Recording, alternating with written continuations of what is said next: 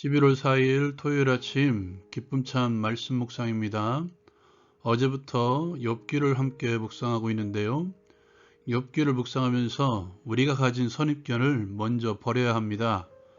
우리는 결론을 알고 묵상하고 있기 때문에 자칫 모든 것을 이해하듯이 묵상할 수 있습니다.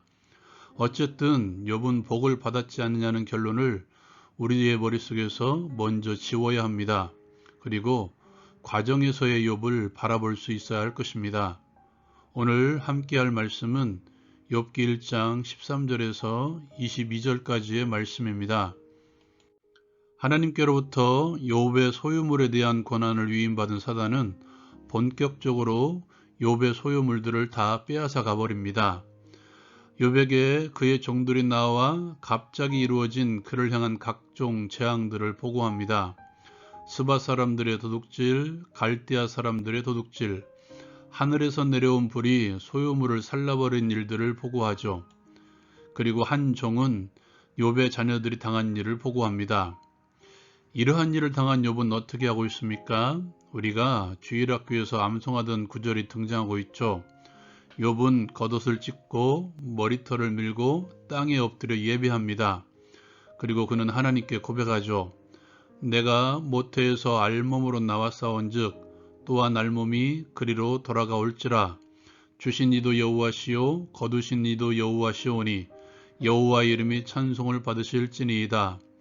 또한 성경은 우리에게 이렇게 들려줍니다. 이 모든 일에 욥이 범죄하지 아니하고 하나님을 향하여 원망하지 아니하니라. 말씀의 과정 중에 있는 욥을 한번 생각해 봅시다. 그는 하나님 앞에서 범죄하지 않으려고 힘을 다한 사람이죠. 모르는 순간에 죄를 범하였을지 몰라서 하나님 앞에서 매일 성결의 제사를 드렸던 사람입니다. 하나님을 경외한 욥. 우리는 예수님의 말씀을 기억하고 있습니다. 너희는 먼저 그의 나라와 그의 의를 구하라. 그리하면 이 모든 것을 너희에게 더하시리라. 우리가 하나님 앞에서 충성하면 하나님께서 우리의 삶을 책임져 주신다.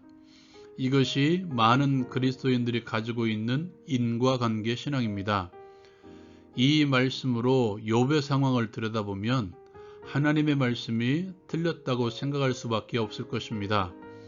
우리는 사단이 허락을 받고 행한 것임을 알고 있기 때문에, 그리고 결론에 하나님께서 채워주셨음을 알고 있기 때문에 그냥 지나칠 수도 있는 상황입니다.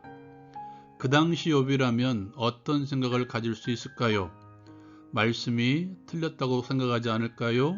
하나님이 틀렸다고 생각하지 않을까요?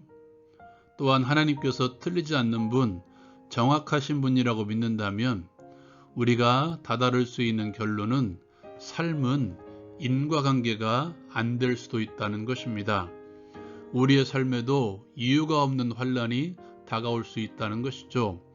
우리가 최선을 다해서 하나님을 섬겨도 때로는 이유가 없는 환란이 찾아올 수 있다는 것입니다.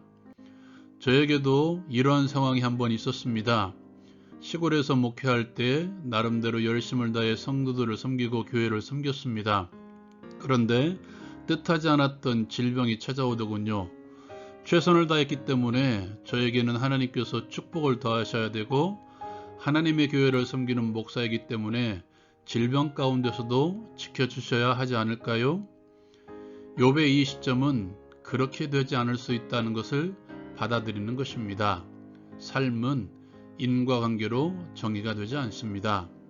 그러한 상황이 다가온다면 이해가 될까? 이해가 되지 않습니다.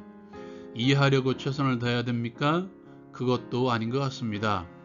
인간의 지혜로는 이해할 수 없는 상황이기 때문입니다.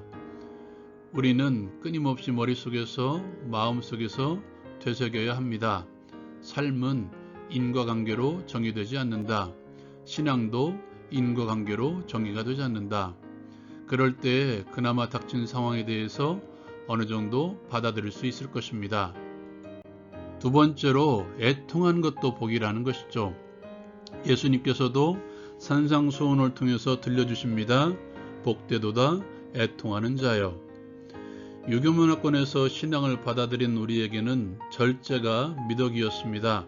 슬퍼도 슬퍼하지 않는 것. 성경은 어떻습니까?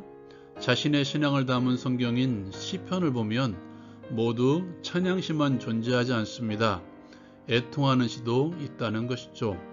그것은 애통 또한 신앙의 한 부분이라는 것입니다.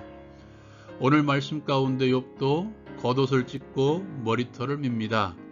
자신의 슬픔을 표현하고 있습니다.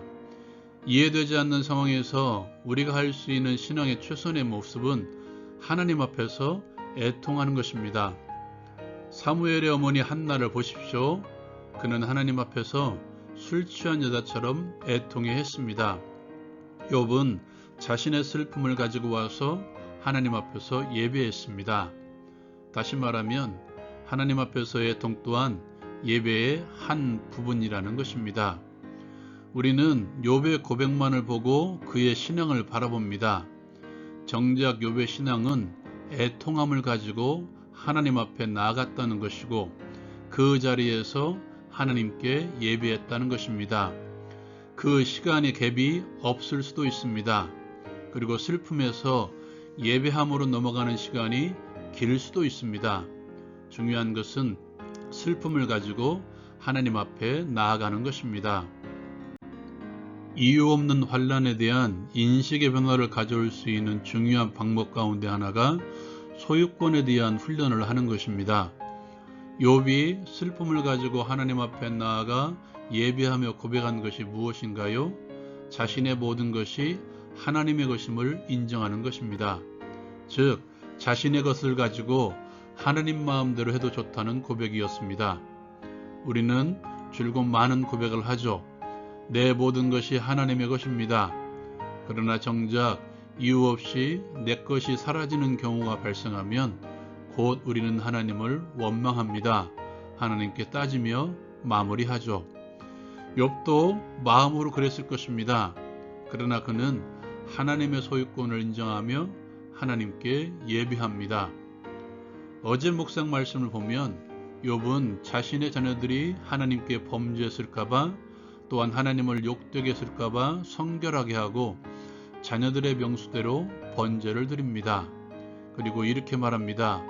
욥의 행위가 항상 이러하였더라.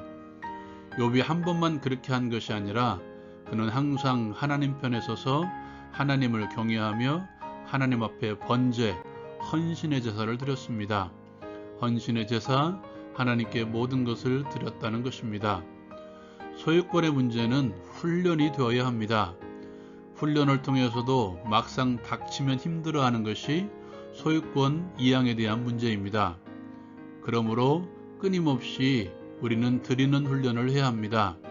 시간의 문제, 물질의 문제, 재능의 문제든 우리가 가진 모든 것에 대해 소유권 이양의 훈련을 해야 된다는 것입니다.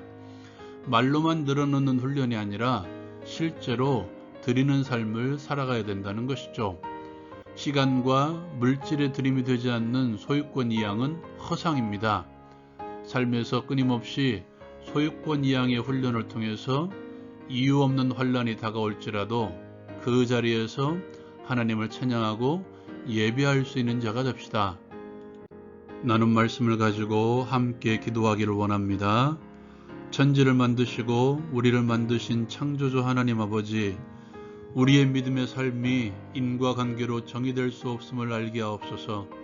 때론 내가 이해할 수 없는 고난이 다가온다고 할지라도 하나님을 원망하지 않게 하시고 하나님 앞에서 내 슬픔을 절제하는 것이 아니라 애통함으로 하나님 앞에 나아가 예배하게 하옵소서. 그렇게 함으로 애통하는 자를 위로하시는 하나님의 위로를 경험하게 하옵소서. 나에게 주신 모든 것이 하나님의 것입니다. 나의 소유권을 내려놓게 하시고 나에게 주신 시간, 나에게 주신 물질을 다시 하나님께 돌려드림으로써 하나님의 것임을 인정하며 살아가는 삶이 되게 하옵소서. 우리의 모든 것의 주인 되시는 예수 그리스도의 이름으로 기도합니다. 아멘. 오늘도 말씀과 함께 주님과 함께 하시기를 기도합니다.